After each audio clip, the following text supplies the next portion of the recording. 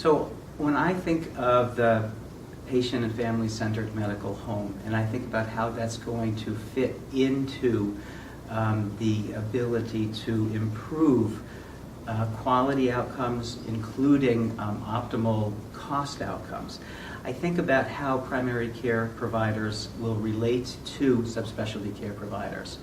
These new models of collaborative care that are being created in partnership with patients and families really sort of call out what the elements are of how PCPs will relate to the subspecialists. So for example, given the needs of a community and given the assets of a community, these models could include providing ongoing assessment for mental health and behavioral health needs, and if there happen to be a shortage of mental health providers, these new models of collaboration entail an extension of the subspecialty services either virtually or directly into that primary care setting.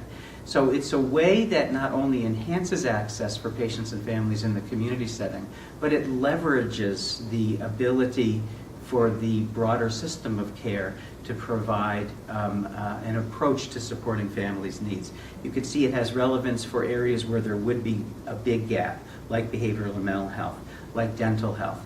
It also has the ability to optimize care outcomes for patients and families. So if a system is able to value delivering subspecialty care through a direct linkage between the subspecialist and the primary care provider, it saves the family the need to be put into a queue and wait for that face-to-face visit. So we're really starting to tease apart what we mean by the provision of these kinds of consultative models. Sometimes the highest value is delivered to the patient and family by timely advice around diagnosis and or management. I need to stress, however, that the ability to extend these collaborative models of care is going to be dependent on newer mechanisms of financing.